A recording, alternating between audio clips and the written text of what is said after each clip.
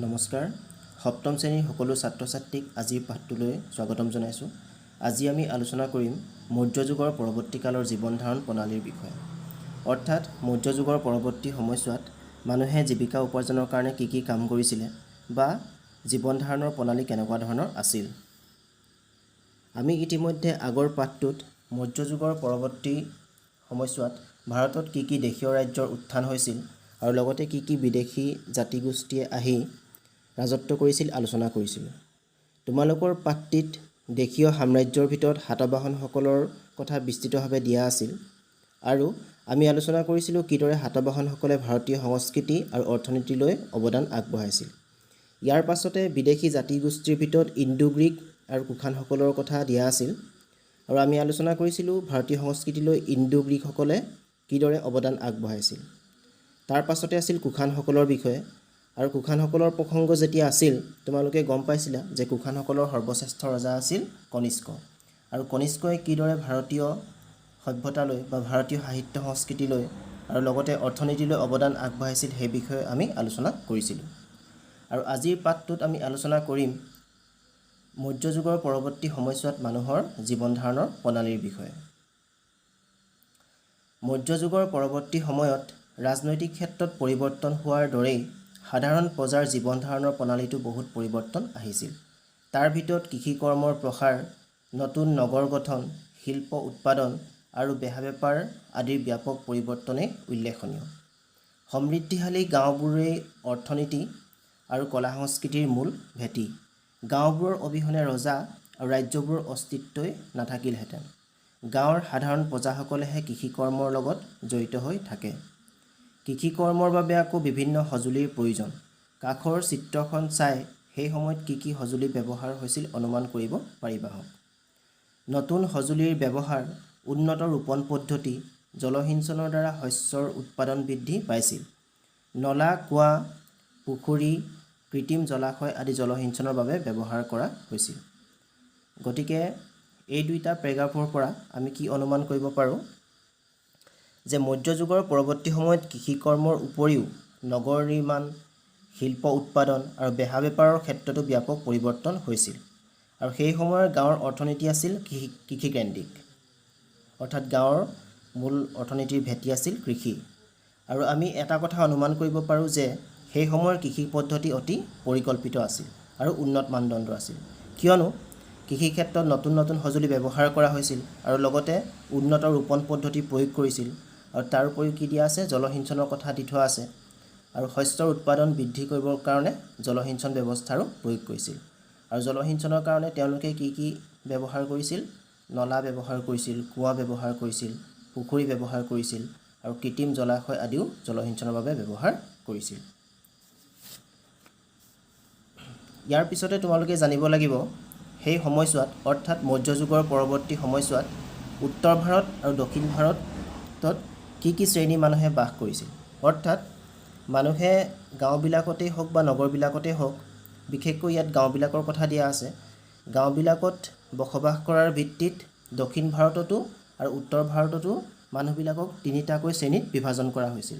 তোমালোকে তলত দিয়া তালিকাখন চালেই গম পাবা যে মৌৰ্যযুগৰ পৰৱৰ্তী সময়ত দক্ষিণ আৰু উত্তৰ ভাৰতত বাস কৰা মানুহৰ শ্ৰেণী বিভাজন। গতিকে তলত দিয়া ধৰণে মানুহবিলাকক বিভাজন কৰা হৈছিল বা তলত দিয়া শ্ৰেণীয়ে বসবাস কৰিছিল। দক্ষিণ ভাৰতত প্ৰথমতে বসবাস কৰিছিল জমিদাৰসকলে, দ্বিতীয়তে কৃষকসকল আৰু তৃতীয়তে শ্ৰমিক বা ভৃত্য। আৰু ঠিক সেইদৰে উত্তৰ ভাৰতত কোনে বসবাস কৰিছিল, উত্তৰ ভাৰতত বসবাস কৰিছিল বংশানুক্ৰমে হোৱা গাঁৱৰ মুখীয়ালসকল, নিজ নিজ কৃষিভূমি থকা স্বাধীন কৃষকসকল আৰু ভূমিহীন কৃষকসকল। অৰ্থাৎ যিবিলাক কৃষকৰ বা যিবিলাক মানুহৰ খেতিপথাৰ নাছিল কিন্তু অন্য খেতিপথাৰ থকা মানুহৰ ঘৰত তেওঁলোকে কৃষি কৰ্ম কৰিছিল, সেইবিলাককে কি বুলি কোৱা হয়, ভূমিহীন কৃষক বুলি কোৱা হয়। গতিকে আমি গম পালোঁ যে মৌৰ্যযুগৰ পৰৱৰ্তী সময়ছোৱাত দক্ষিণ ভাৰতত বসবাস কৰা মানুহকো তিনিটা শ্ৰেণীত ভাগ কৰা হয় আৰু উত্তৰ ভাৰতত বসবাস কৰা মানুহকো তিনিটা শ্ৰেণীত ভাগ কৰা হয়। ইয়াৰ পিছত আমি চাব লাগিব, তোমালোকৰ পাঠটি মই লাইন বাই লাইন পঢ়ি যোৱা নাই, তোমালোকৰ পাঠৰ পৰা কি জানিব লগা আছে সেইটো প্ৰশ্ন আকাৰে লিখি দিছোঁ। উত্তৰ ভাৰতত যি এক নম্বৰতে তোমালোকে পাইছিলা এক নম্বৰতে বসবাস কৰা জাতিটো আছিলে গাঁৱৰ মুখিয়ালসকল। আৰু সেই গাঁৱৰ মুখিয়ালসকলৰ দায়িত্ব কি আছিল? গাঁৱৰ মুখিয়ালজন আছিল এজন শক্তিশালী জমিদাৰ। তেওঁ কেতিয়াবা বিচাৰক আৰু শান্তি ৰক্ষকৰ ভূমিকা পালন কৰিছিল। গাঁৱৰ ৰাজহ আদায়ৰ দায়িত্বও তেওঁৱেই লাভ কৰিছিল। অৰ্থাৎ যিবিলাক মানুহৰ ধৰা সৰহকৈ বা বেছিকৈ কৃষি মাটি আছে তেওঁলোকে ৰাজহ দিব লাগে, আৰু সেই ৰাজহ আদায় কৰাৰ কামো কোনে কৰিছিল? গাঁৱৰ মুখিয়ালজনে কৰিছিল। তাৰপিছত তোমালোকে জানিব লাগিব মধ্যযুগৰ পৰৱৰ্তী সময়ৰ নগৰীয়া জীৱনৰ বিষয়ে কিদৰে জানিব পাৰি। মধ্যযুগৰ পৰৱৰ্তী সময়ৰ নগৰীয়া জীৱনৰ বিষয়ে জানিবলৈ পৰিব্ৰাজক, নাবিকসকলৰ লিখনি আৰু খনিকৰসকলৰ ভাস্কৰ্য অধ্যয়ন কৰিব লাগিব। অৰ্থাৎ যিবিলাক বিদেশী ভ্ৰমণকাৰী আহে সেইবিলাকক পৰিব্ৰাজক বুলি কোৱা হয়, আৰু নাবিকসকল তেওঁলোকৰ যিবিলাক লিখনি আছে আৰু খনিকৰসকলে যিবিলাক ভাস্কৰ্য নিৰ্মাণ কৰিছিল সেই সকলোবিলাক যদি অধ্যয়ন কৰা হয় তাৰ পৰাই মধ্যযুগত নগৰ অঞ্চলত বাস কৰা মানুহৰ জীৱনৰ কথা জানিব পাৰি। নগৰ, গাঁও আৰু অৰণ্যত বাস কৰা সকলো শ্ৰেণীৰ লোকৰ জীৱনশৈলী খনিকৰসকলে তেওঁলোকৰ ভাস্কৰ্যত ফুটাই তুলিছিল। গতিকে আমি গম পালোঁ যে নগৰীয়া জীৱনৰ কথাও যদি জানিব ইচ্ছা যায় তেতিয়া কি অধ্যয়ন কৰিব লাগিব? খনিকৰসকলৰ ভাস্কৰ্য অধ্যয়ন কৰিব লাগিব, আৰু লগতে পৰিব্ৰাজক আৰু নাবিকসকলৰ লিখনি অধ্যয়ন কৰিব লাগিব। আৰু তোমালোকৰ ইয়াৰ পৰা জানিবলগীয়া আছে শ্ৰেণীসংঘ বুলি দি থোৱা আছিলে। এতিয়া শ্ৰেণীসংঘ মানেনো কি? তোমালোকে পাঠটি পঢ়িলে গম পাবা যে সেই সময়ছোৱাত উত্তৰ ভাৰতীয় কলা শিল্প নামৰ শিল্পকলাৰ এটা উৎকৃষ্ট নিদৰ্শন আছিল, আৰু বস্ত্ৰশিল্পৰ কেন্দ্ৰস্থল আছিল উত্তৰৰ বাৰাণসী আৰু দক্ষিণৰ মাদুৰাই। পুৰুষ মহিলা উভয়ে এই ক্ষেত্ৰত কাম কৰিছিল। বহুতো বণিক আৰু শিল্পকৰ্মীয়ে শ্ৰেণী নামৰ সংঘ প্ৰতিষ্ঠা কৰিছিল, আৰু এই সংঘবোৰে সততে বেংকৰ ভূমিকা পালন কৰিছিল। তাৰমানে যিসকল শিল্পকৰ্মী আছিলে আৰু যিসকল বণিক আছিলে তেওঁলোকে তাৰমানে কি কৰিছিলে? কিছুমান সংঘ প্ৰতিষ্ঠা কৰিছিলে, আৰু সেই সংঘবিলাকক কি বুলি কয়? শ্ৰেণীসংঘ বুলি কয়। আৰু সেই শ্ৰেণীসংঘবিলাকে বেংকৰো ভূমিকা পালন কৰিছিল। আৰু লগতে ইয়াত মথুৰা শিল্পকলাৰ কথাও দি থোৱা আছে। তোমালোকে ইতিমধ্যে কনিষ্কই কিদৰে মথুৰা শিল্পলৈ অৱদান আগবঢ়াইছিলে সেই বিষয়েও পঢ়িছিলা। গতিকে সেই সময়ত অৰ্থাৎ মধ্যযুগৰ পৰৱৰ্তী সময়ছোৱাত মথুৰা শিল্পকলায়ো প্ৰসাৰ লাভ কৰিছিল। আৰু তোমালোকৰ ইয়াত দি থোৱা আছে দুখন ঠাইৰ কথা, ভাৰুচ আৰু আৰিকামেডু বুলি। এতিয়া ভাৰুচ আৰু আৰিকামেডু প্ৰকৃততে দুটা বন্দৰ আছিল, আৰু সেই বন্দৰ দুটাৰ নাম আমি এইটো কাৰণে মনত ৰাখিব লাগিব যে মধ্যযুগৰ পৰৱৰ্তী যুগতো আৰৱ সাগৰৰ পাৰত থকা ভাৰুচ আৰু আৰিকামেডু নামৰ দুটা বন্দৰৰ যোগেদি বেহা বেপাৰ চলাৰ কথা আমি জানিব পাৰোঁ। এই ঠাইৰ পৰা দেশ আৰু বিদেশৰ মাজত বেহা বেপাৰ চলিছিল। অৰ্থাৎ মধ্যযুগৰ পৰৱৰ্তী সময়ছোৱাটো যে আন্তঃৰাষ্ট্ৰীয় বাণিজ্য চলিছিল, বিভিন্ন দেশৰ মাজত যে বাণিজ্য চলিছিল সেই কথা আমি অনুমান কৰিব পাৰোঁ।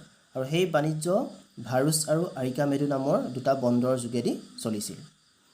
গতিকে এইখিনি কথা তোমালোকে মনত ৰাখিব লাগিব। পাঠটোৰ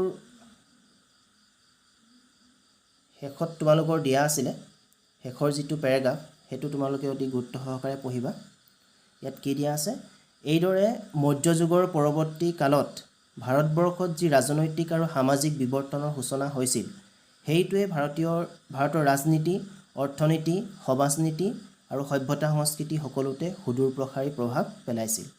সেয়েহে কোনো ইতিহাসবিদে বিদেশী অভিযানসমূহক অনুপ্ৰৱেশ বুলিহে ক'ব খোজে, কাৰণ শক, কুষাণ, পাৰ্থিয়ান আৰু ইণ্ডো-গ্ৰীক আদি বিদেশী শক্তিবোৰে ভাৰতবৰ্ষৰ অধিকাৰ কৰাৰ পৰিৱৰ্তে এই দেশত স্থায়ীকৈ বসবাস কৰিবলৈহে আহিছিল আৰু নিজস্ব সাংস্কৃতিক উপাদানেৰে ভাৰতীয় ঐতিহ্যৰ লগত মিলি গৈছিল।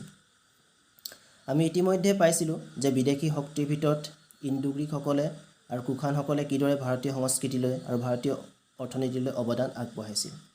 গতিকে আমি ইয়াৰ পৰা এইটো ক'ব পাৰোঁ যে যিবিলাক বিদেশী শক্তি বা যিবিলাক বিদেশী জাতি জনগোষ্ঠী আহিছিল তেওঁলোকে ভাৰতত অধিকাৰ কৰিবলৈ অহা নাছিল, বা তেওঁলোকৰ ইচ্ছা কেৱল ভাৰতক অধিকাৰ কৰাই নাছিল, তেওঁলোকে ভাৰতত নিগাজীকৈ বসবাস কৰিবৰ কাৰণে আহিছিল।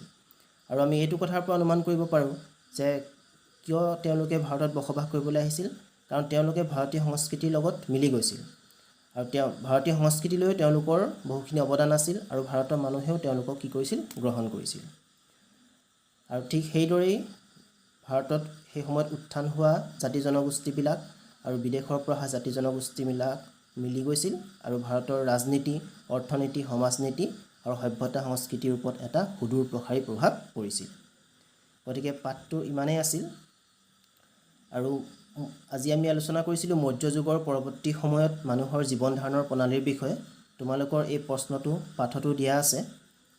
পাঠত প্ৰশ্নটো আছিল মৌৰ্য যুগৰ পৰৱৰ্তী সময়ত সাধাৰণ মানুহৰ জীৱন ধাৰণৰ প্ৰণালী কেনেকুৱা আছিল বৰ্ণনা কৰা। তোমালোকৰ পাঠটিৰ পৰাই মই চমুকৈ এই উত্তৰটো লিখি দিছোঁ। উত্তৰটো চোৱাচোন। মৌৰ্য যুগৰ পৰৱৰ্তী সময়ত সাধাৰণ মানুহৰ জীৱন ধাৰণৰ প্ৰণালীৰ ক্ষেত্ৰতো বহুত পৰিৱৰ্তন আহিছিল। এইবোৰৰ ভিতৰত কৃষি কৰ্মৰ প্ৰসাৰ, নতুন নগৰ গঠন, শিল্প উৎপাদন আৰু বেহা বেপাৰ আদিৰ ব্যাপক পৰিৱৰ্তনেই উল্লেখনীয়। গাঁৱৰ সাধাৰণ প্ৰজাসকল কৃষি কৰ্মৰ লগত জড়িত হৈ আছিল আৰু তেওঁলোকে কৃষি কৰ্মত ব্যৱহাৰৰ বাবে নতুন নতুন সঁজুলিৰ উদ্ভাৱন কৰিছিল। তদুপৰি উন্নত ৰোপণ পদ্ধতিৰ প্ৰয়োগ আৰু জলসিঞ্চন ব্যৱস্থাৰ ব্যৱহাৰৰ দ্বাৰা শস্যৰ উৎপাদন বৃদ্ধি পাইছিল।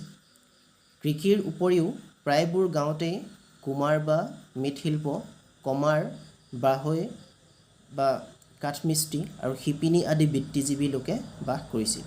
এইটো তোমালোকৰ পাঠতে দিয়া আছে। মই পাঠটো লাইন বাই লাইন পঢ়া নাছিলোঁ কাৰণে কোৱা নাছিলোঁ, আৰু কাৰণ এই উত্তৰটোত মই লিখিয়ে দিছোঁ। কৃষক আৰু পশুপালকসকলে নগৰৰ মানুহৰ বাবে খাদ্যৰ যোগান ধৰিছিল।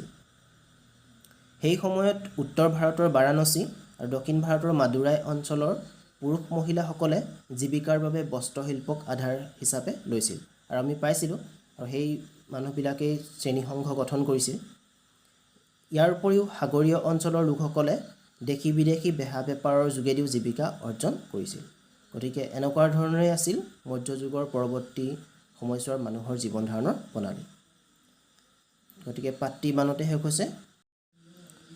তোমালোকে পাঠটি নিজে এবাৰ ভালদৰে পঢ়িবা, আৰু পাঠটোৰ পৰা যদি কিবা নুবুজা আছে তোমালোকে কমেণ্টত সুধিবা আৰু কুৱেশ্যন আনচাৰবিলাক কৰিবলৈ চেষ্টা কৰিবা, কাৰণ কুৱেশ্যন আনচাৰবিলাক সকলোবিলাক প্ৰায় সহজেই হয়, আৰু ভিতৰৰ পৰা কিছুমান কুৱেশ্যন আনচাৰ যিবিলাক তোমালোকে জানিবলগীয়া হয় মই সেইবিলাক লিখিয়ে দিছোঁ।